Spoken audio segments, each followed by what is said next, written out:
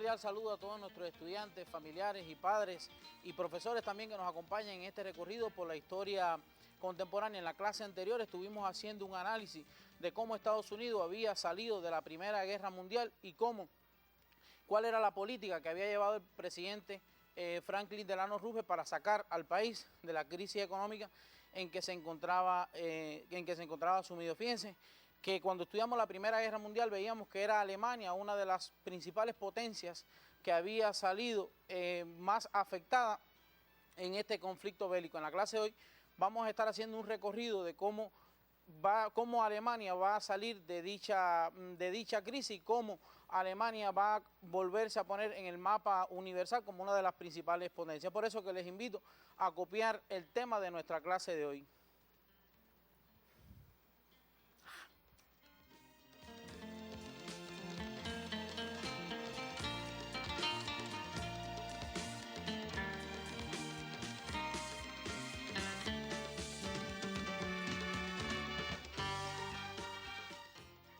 Recordemos que sigue siendo nuestro libro de texto esa bibliografía por excelencia donde vamos a encontrar los principales referentes del contenido fundamental que vamos a estar viendo en estos espacios televisivos. Vamos a ver en la clase de hoy dónde se encuentra dicho contenido.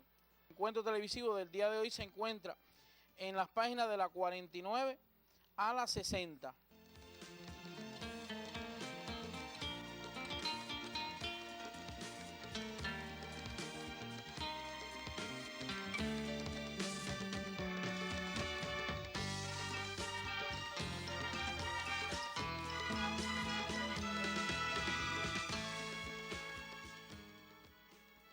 Les invito entonces a volver a retomar cuál era la situación por la cual estaba atravesando Alemania una vez concluida la Primera Guerra Mundial. Situación que no vamos a copiar porque ya en clases anteriores estuvimos haciendo el resumen, pero sí es necesario volver a retomar las tres principales consecuencias que va a traer para este país la Primera Guerra Mundial. Es por eso que les invito a observar lo siguiente, que las indemnizaciones que tuvieron que pagar los alemanes trajeron grandes dificultades materiales que soportaron los que vivieron la posguerra.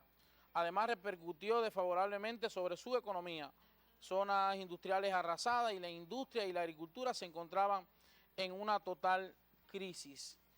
Otro de los elementos que tenemos que tener en cuenta en este momento es cómo la Primera Guerra Mundial o Gran Guerra va a traer consigo grandes pérdidas de vidas humanas, que va a ser algo muy normal en este tipo de conflicto bélico, consecuencia de las batallas sangrientas que se van a llevar a cabo. Otro de los elementos que no podemos dejar de mencionar en este momento es precisamente cómo va a ser despojado del territorio alemán los territorios de Alsacia y Lorena y algunas de las colonias también que pertenecían a Alemania en este momento. Esto hizo, por supuesto, que Alemania sintiera con más rigor la escasez y apareciera un sentimiento de desquite con el fin de recuperar esa región, situación que se va a llevar a cabo con la Segunda Guerra Mundial.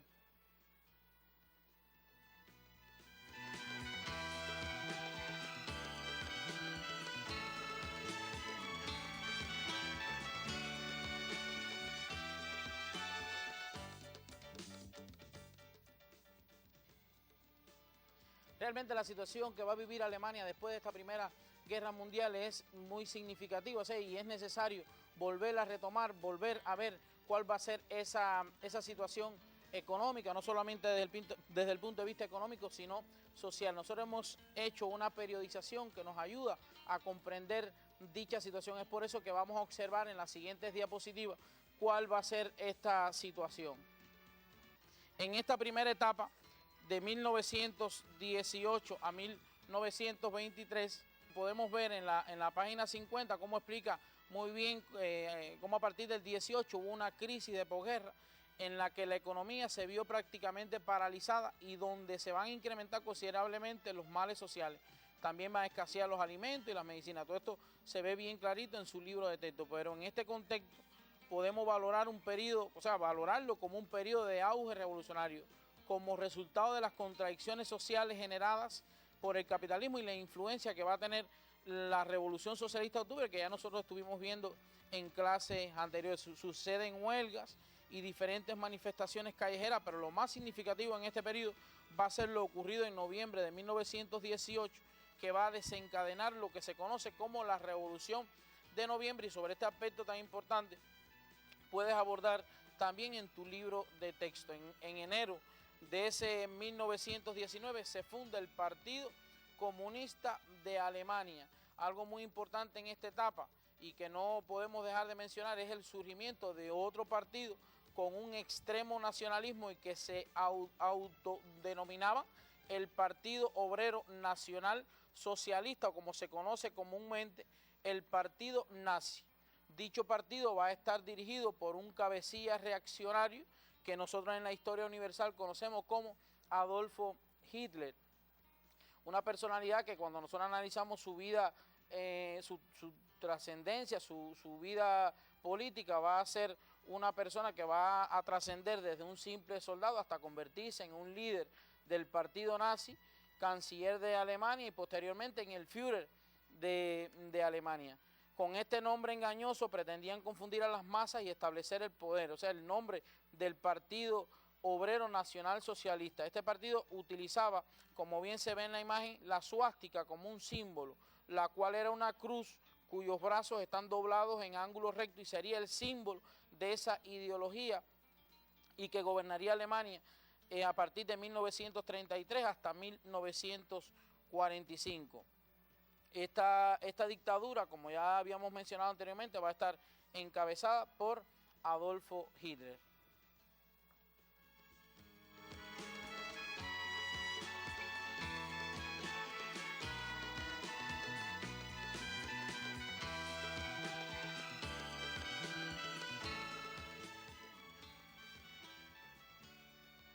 Seguramente la personalidad histórica de Adolfo Hitler no es un nombre ajeno a nosotros, aun cuando no lo hayamos estudiado en nuestros contenidos de la historia, pero sí es una personalidad tristemente célebre en la historia universal. Es por eso que los invito a observar el siguiente material que nos ilustra algunas de las características fundamentales de este personaje histórico y de su dictadura militar en Alemania. Los dejo con el siguiente video.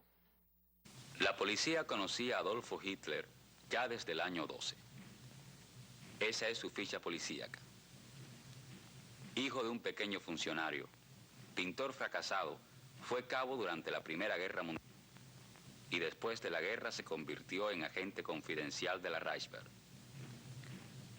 Este cliente habitual de las cervecerías fue enviado como agente al Partido Nacional Socialista Obrero, surgido inmediatamente después de la guerra. Bueno, ¿hasta qué punto era socialista y obrero? Ustedes juzgar por estos fotogramas de un viejo noticiero, por estos señores que desfilan y por quienes presencian el desfile. Pero a Hitler le gustó ese partido. Ingresó en él con el número 7 y decidió convertirse a toda costa en el número 1.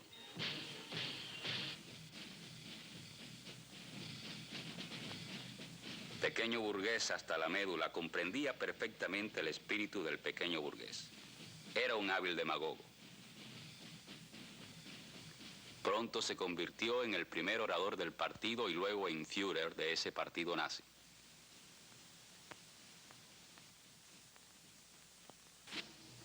Ofrecía prosperidad para todos. Ofrecía recuperar las tierras perdidas por el Tratado de Versalles. Prometía rebajar los alquileres a los arrendatarios y a los propietarios elevar esos alquileres. A los dueños de grandes tiendas les prometía liquidar la competencia y a los pequeños comerciantes destruir las grandes tiendas. En fin, no andaba remiso en promesas. Sí. ¿Qué quiere él de la juventud alemana? La juventud alemana debe ser fuerte, flexible como la piel, rápida como un perro de carreras y dura como el acero de Krupp. Por el momento no se les pide nada más. Hasta los niños están entusiasmados. La corpografía dice, nosotros te pertenecemos, pero los niños no comprenden aún que es vergonzoso e indigno pertenecer a quien quiera que sea, aunque se trate del mismísimo Führer. Ellos lo contemplan con adoración, pero aún habrán de oír todos los días y a todas horas durante largos años que Él es infalible, que siempre tiene razón, que es grande, que es el Salvador, la fe, la esperanza, el amor, que es sabio. Hitler dijo: el niño alemán debe, desde su más tierna infancia, saber soportar los golpes y habituarse a la crueldad. Otra de las etapas que podemos ver en este momento en Alemania va a ser la referida a 1923, de 1923 a 1924. Vamos a observar la siguiente diapo. En este momento, o sea, a finales de 1923, este país salió de la crisis económica y política de la posguerra y va a entrar en una etapa de estabilización parcial del capitalismo. Fíjense que este año se aprueba por el imperialismo internacional un plan de ayuda financiera que es conocido en la historia universal como el Plan Dawes, que va a ser el apellido del banquero que lo va a proponer. Este plan va a significar una alianza estratégica con la burguesía que va a financiar desde entonces al partido nazi, que va a estar vigente en Alemania hasta 1945.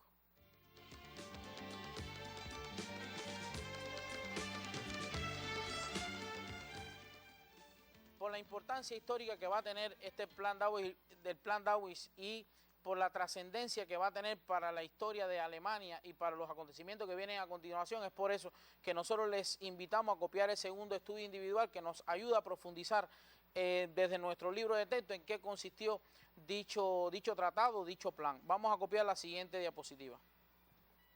Fíjense que la puesta en práctica de este plan Dawes va a significar una lluvia de oro para la burguesía alemana entre los años 1924 y 1929 y va a contribuir al surgimiento de una economía alemana en los años en los que nos estamos refiriendo. Es por eso que es importante que ustedes desde su libro de texto vayan resumiendo en qué consistió dicho plan Dawes.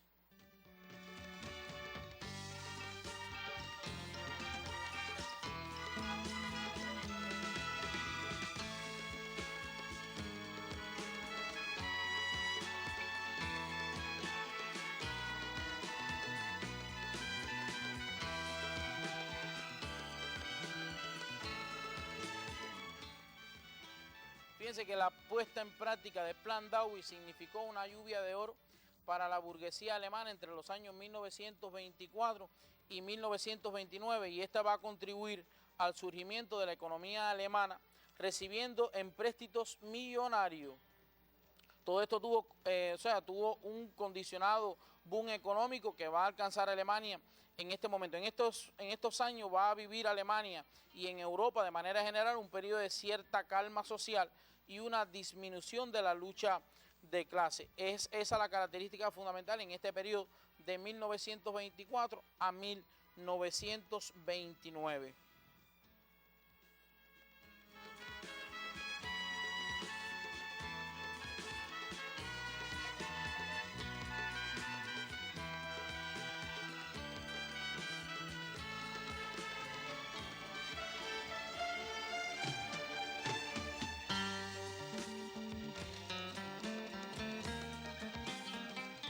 Como estuvimos tratando ya en la clase anterior, en el periodo de 1929 a 1933 se va a estar desarrollando una de las mayores crisis económicas que va a iniciar por Estados Unidos y que va a afectar a todo el sistema capitalista.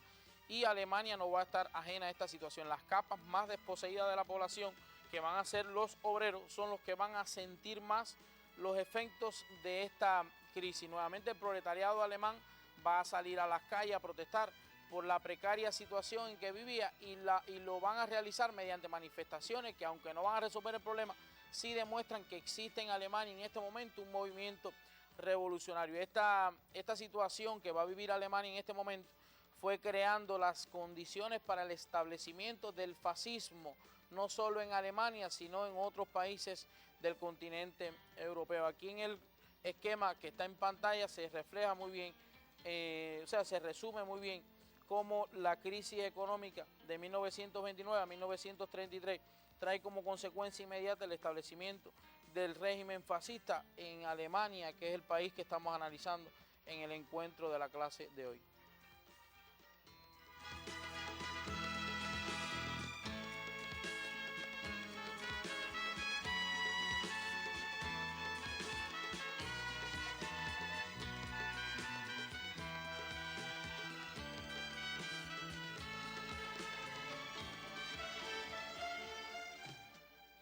Fíjense que la dictadura fascista de la que hablábamos anteriormente, que va a entablar, va a establecer Adolfo Hitler, quien a partir de 1934, al morir el presidente de la República, se va a convertir el Führer, o sea, en el jefe nazi de Alemania, va a poner en práctica un reaccionario programa que no va a tener otro sentido que no sea el anticomunismo y la expansión territorial de Alemania, así la conformación de un nuevo Reich. Fíjense que como en los años de 1934 a 1939 va a ser un periodo de auge del fascismo alemán, que actúa como punta de lanza contra los comunistas y contra los obreros, y va a ser la respuesta que se va a tener al bolchevismo, o sea, esa ideología que está vigente a partir de la gran revolución socialista de octubre. El partido nazi va a empezar el papel, va a asumir el papel dirigente de la burguesía reaccionaria, y los hitlerianos van a desarrollar una furiosa agitación anticomunista que no tenían otro objetivo que destruir, o sea, prometían destruir a la Unión Soviética y a otros países hasta crear una gran Alemania. En el mapa que aparece en su libro de texto en la página 60 pueden observar algunos elementos de la expansión alemana por algunos países de Europa entre los años 1933 y 1939 como expresión de esa tendencia guerrerista de la política exterior imperialista. En este periodo se fueron conformando las alianzas político-militares y los preparativos para lo que se avecinaba a continuación, que no era otra cosa que la Segunda Guerra Mundial. Esta va a ser la antesala de lo que conocemos en la historia universal como la Segunda Guerra Mundial.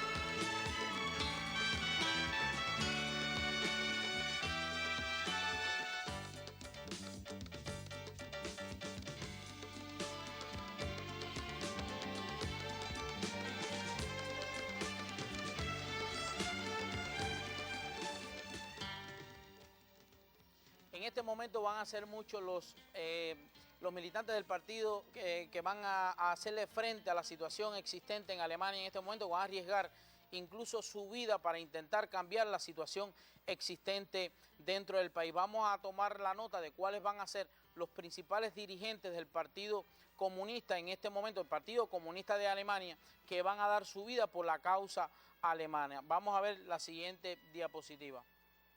Aquí tenemos diferentes personalidades, o sea, muchos comunistas que se van a oponer a la resistencia fascista y que van a aportar todo su talento y la fuerza que va a intentar derrocar al imperio alemán y establecer una república socialista. En este periodo de posguerra van a desarrollar una amplia labor revolucionaria. Con el pretexto de que pertenecían a las razas inferiores, los nazis van a perseguirlos y muchos de los militantes del Partido Comunista van a ser asesinados. Algunos de los dirigentes de este partido van a ser estos que están en pantalla: Carlos Liems, Guillermo Pierce, Rosa Luxemburgo, Ernest Thälmann y el búlgaro Jorge Dimitrov.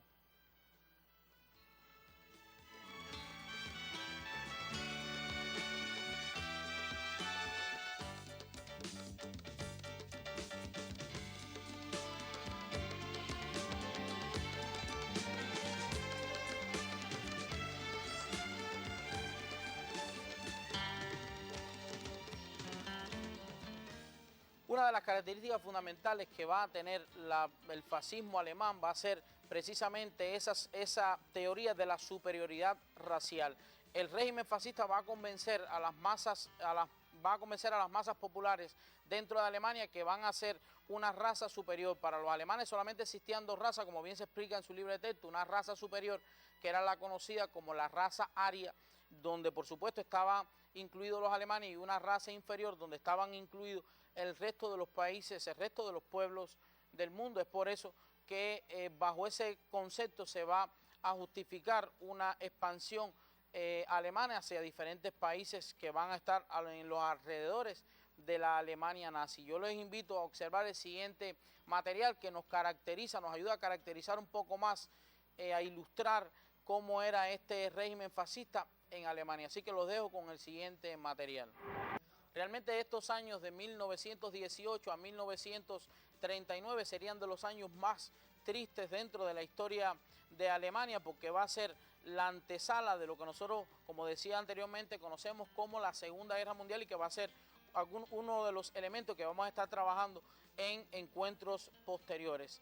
Ya no nos queda tiempo para más, simplemente exhortarles a que utilicen su libro de texto para que estos contenidos que nosotros estamos viendo en estos encuentros televisivos, ustedes los puedan profundizar en lo que aparece reflejado en esa bibliografía básica. Es por eso que les invito a copiar el estudio individual de nuestro encuentro de hoy, que nos va a posibilitar un poco que profundizar en lo que hemos visto en el encuentro de hoy. Así que los dejo con la diapo.